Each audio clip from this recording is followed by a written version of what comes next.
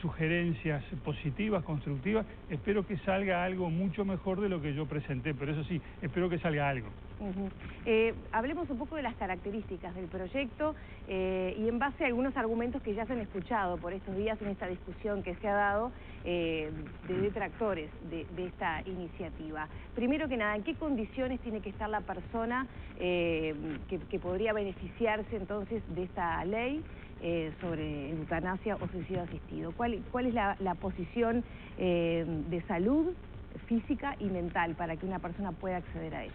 Hay básicamente dos hipótesis contempladas en el artículo primero del proyecto. O bien la persona que se encuentra en la etapa final de una enfermedad incurable e irreversible, es decir, sabe que tiene la muerte allí delante, que no hay escapatoria de eso, y por eso mismo algunas personas dicen, bueno, yo no quiero pasar por todo esto y estar cada día un poco peor que el día anterior hasta llegar al final. Prefiero ahorrarme el sufrimiento físico y moral y terminar esto ahora tranquilamente, dignamente, queriéndolo yo y no simplemente siendo un objeto de circunstancias que no controlo. Esa es una hipótesis. Y la otra hipótesis es la de la que el proyecto llama sufrimiento insoportable, es decir, gente que quizás no está ante la inminencia de la muerte, pero está, por ejemplo, absolutamente paralizada. Los parapléjicos no pueden hacer ningún movimiento, necesitan de la ayuda de terceros para los actos más elementales de la vida y sienten de pronto que esa situación los humilla o los degrada. No todos sienten eso. Esto no es obligatorio, es un proyecto que en definitiva respeta la libertad individual, pero hay gente que en esa situación dice, mire, yo para vivir así prefiero terminar esto acá. Y para esa gente también el proyecto abre la posibilidad de recurrir a la eutanasia o a la asistencia de un médico para poner fin a su vida. Ese concepto de sufrimiento insoportable ha sido cuestionado, ¿no? Porque por ejemplo, Gastúbel, que fue quien promovió, el diputado, quien promovió en la comisión suspender el tratamiento de este proyecto de ley, decía, bueno, entonces cualquier persona con depresión, que se sienta triste porque le fue mal en los negocios, tiene problemas familiares, puede recurrir a estos elementos. No olvidemos que el proyecto prevé la actuación de 2 médicos que van a ser los que habiliten o no habilitan la continuación del procedimiento. Si alguien, un muchacho joven, va y dice que viene a utilizar la ley porque se peleó con la novia y está muy triste, ningún médico va a acceder a su solicitud.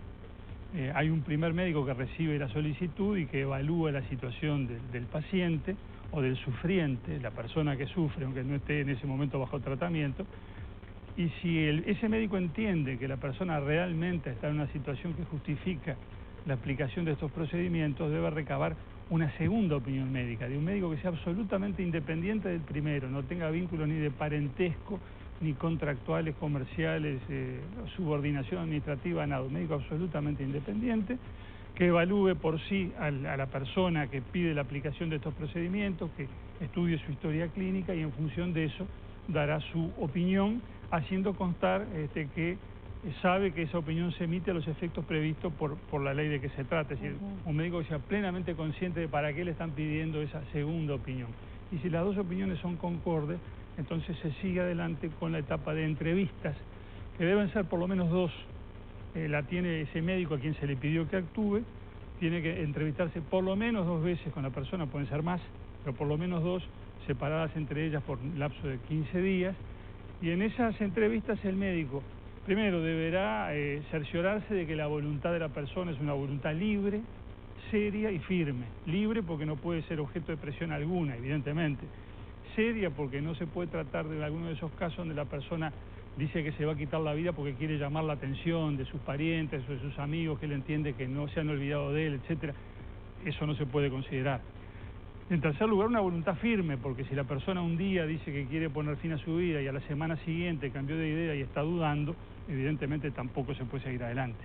Entonces, si la voluntad libre, seria y firme se manifiesta en ambas entrevistas, bueno, el médico además tiene que dar toda la información pertinente sobre la persona, sobre lo que puede esperar de la evolución de su salud, los tratamientos de que dispone, especialmente los cuidados paliativos de que puede disponer, Y yo creo que los cuidados paliativos no se oponen a la eutanasia ni al suicidio médicamente asistido.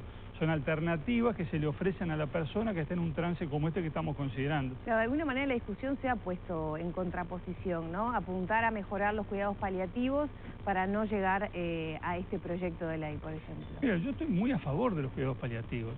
Justamente en la tarde de hoy vamos a tener una reunión por Zoom, la bancada de diputados del Partido Colorado, con una de las personas de los médicos que integran la Sociedad de Cuidados Paliativos, que va a presentar un proyecto de ley que está en el Parlamento para promover la aplicación de cuidados paliativos.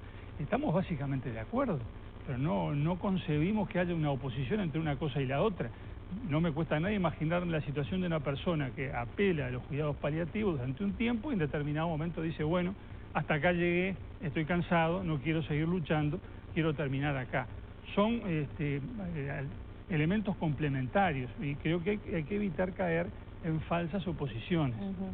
En el primer artículo del proyecto de ley que usted decía, bueno, se establecen las circunstancias en que un paciente puede optar o recurrir a estos elementos, se habla de que tiene que estar psíquicamente apto. ¿Qué pasa cuando una persona, fruto de los tratamientos para el dolor, ya no está, digamos, las 24 horas en vigilia consciente o con sus capacidades como para tomar una decisión de este tipo? ¿Se tiene en consideración eso? Mire, eso lo evaluarán los médicos.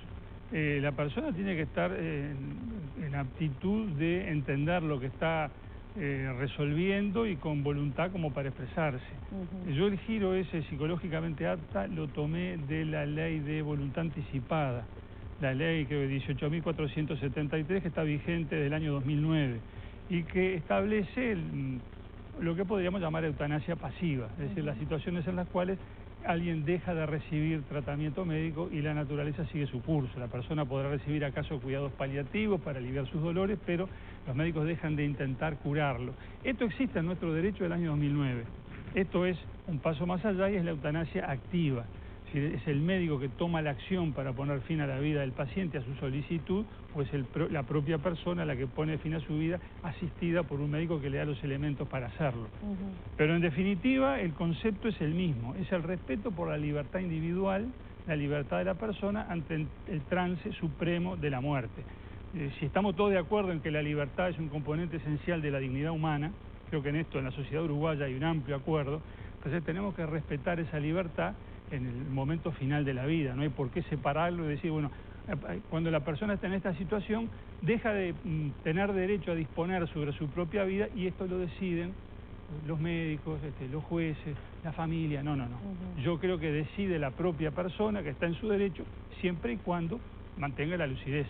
Una persona que no tiene lucidez no puede tomar estas decisiones. Y en esto el proyecto es muy estricto, digamos, no hay vías de salida para esto. El proyecto de voluntad, mejor dicho, la ley de voluntad anticipada sí contempla la posibilidad de que una persona que no haya expresado esa voluntad anticipada y que en determinado momento esté, por ejemplo, en coma, sin capacidad de entender ni de querer, y esté recibiendo tratamientos que se sabe que no van a tener ningún resultado, bueno, que en esa situación la familia, no la persona, la familia opte por decir, dejen de darle tratamiento, dejen que pase lo que tenga que pasar.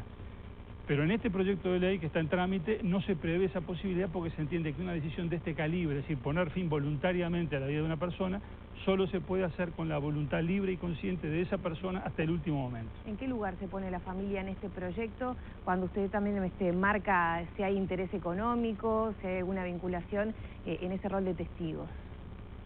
No, el proyecto que yo presenté, la familia no interviene. Lo que hay es un motivo, digamos, de exclusión de testigos, porque se dice que los dos testigos que tiene que haber cuando la persona emite su voluntad final, después de la serie de exámenes y de entrevistas, que pasó un tiempo de reflexión, la persona tiene que expresar por escrito su voluntad de llegar a la instancia final, que es la de producción de su propia muerte.